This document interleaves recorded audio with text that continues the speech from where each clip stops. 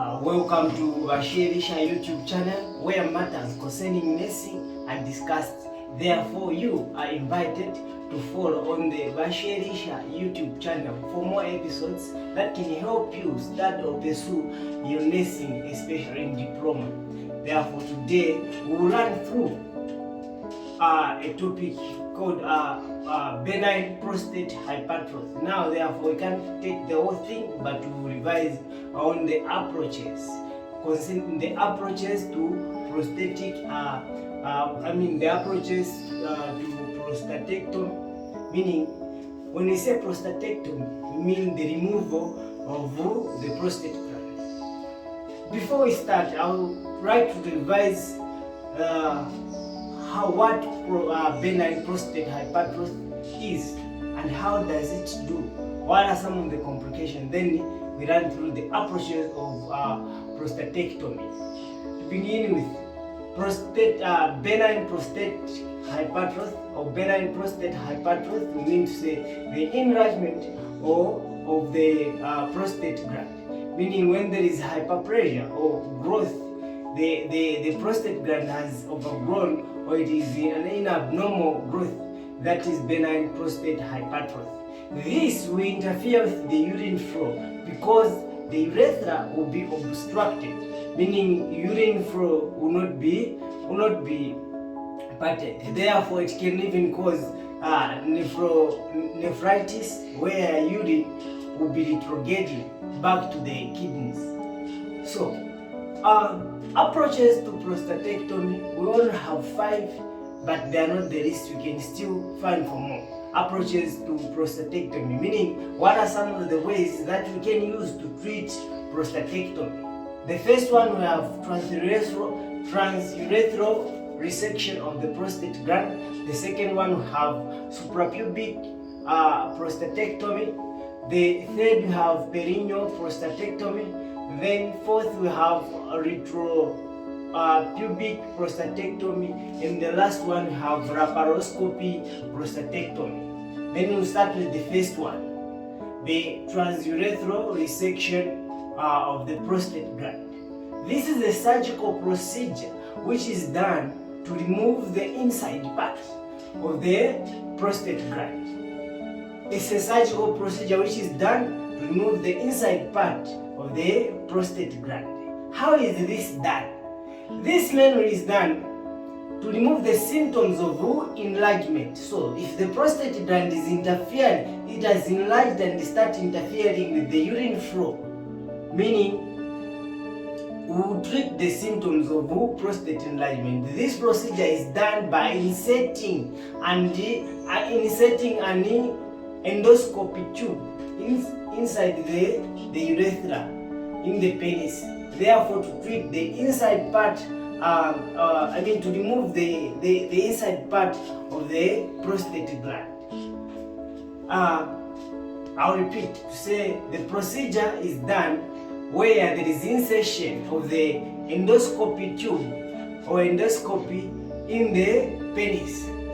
When we insert that endoscopy and you remove the inside part of the prostate gland, this is to treat the symptoms of enlargement of the prostate gland that interferes with the urine flow.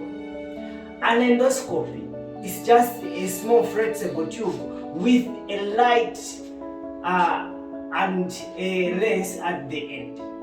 So this endoscopy is just a flexible small tube with a light at the end and a lens. So when we insert it, we are able to view the enlarged part. If the urethra is obstructed, we'll be able to remove that part which is obstructing the urethra that can interfere with the urine flow. Therefore, transurethral resection of the prostate gland is only mainly concerned with the removal of the inside part of the prostate gland. Therefore, allowing urine to pass through or treating the symptoms of enlarged prostate and allowing the good flow of urine. We'll go to the second approach, which you say suprapubis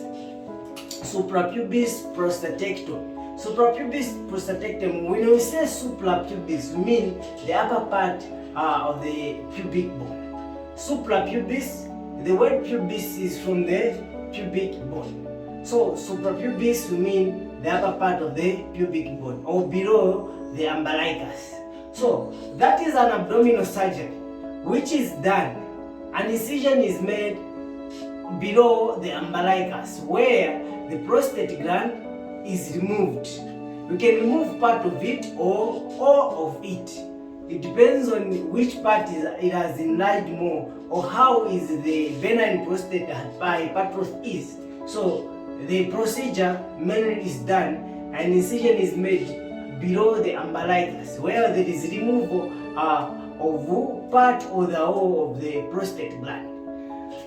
This is the surgery which is done on the abdomen below the umbilicus. That is suprapubic prostatectomy. Then the third one have perineal prostatectomy. This is a surgical procedure where the entire prostate is removed. A surgical procedure where the entire prostate is removed. So they can ask you a question, dash is the surgical procedure where the whole prostate gland is removed and an incision is made between the scrotum and the anus. Meaning you have to understand, say they are talking about perineal prostatectomy. So perineal prostatectomy, the perineal area is that triangular area between the scrotum and the anus. Therefore, an incision is made there so that it can be easy for a surgeon to remove the whole part of the prostate gland.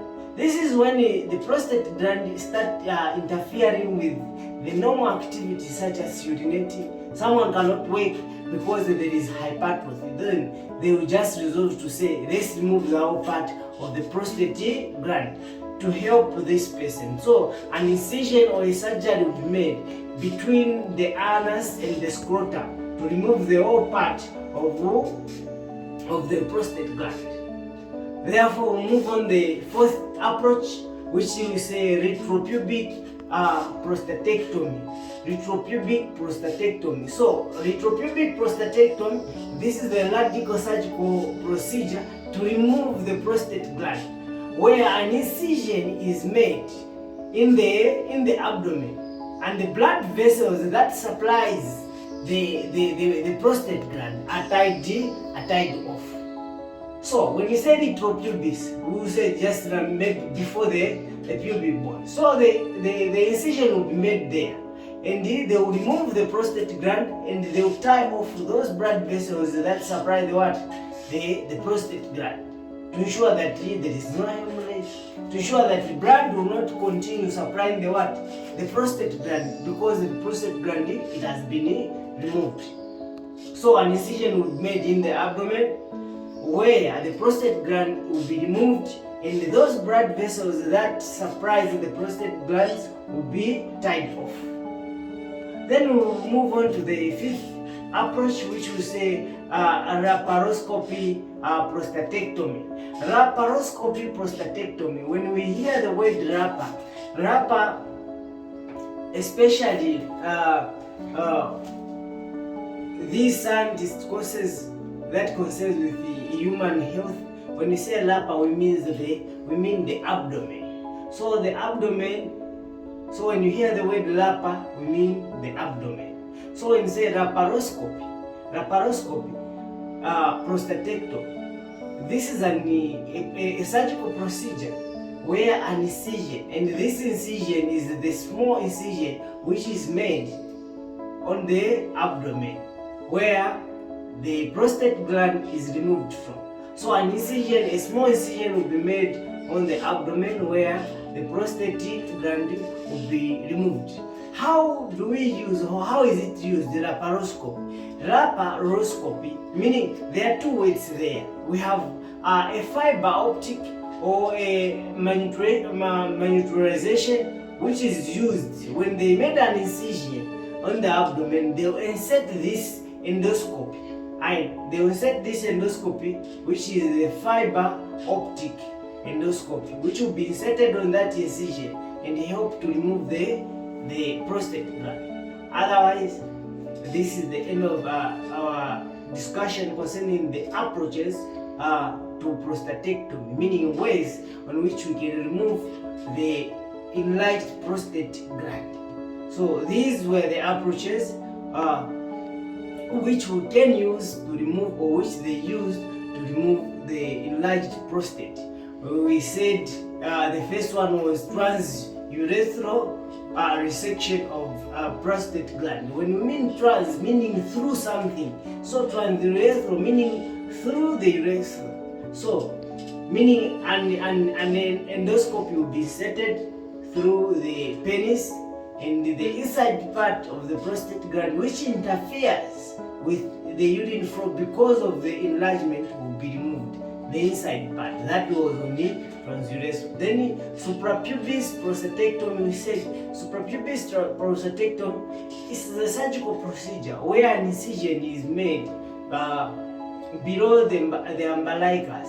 This is to remove, we can remove the part or the whole prostate gland, but the incision, therefore an incision, I said the suprapubis prostatectomy, I said an incision is made on the abdomen below the umbilicus, where the whole prostate or part of it can be removed. Then the third, it was perineal prostatectomy.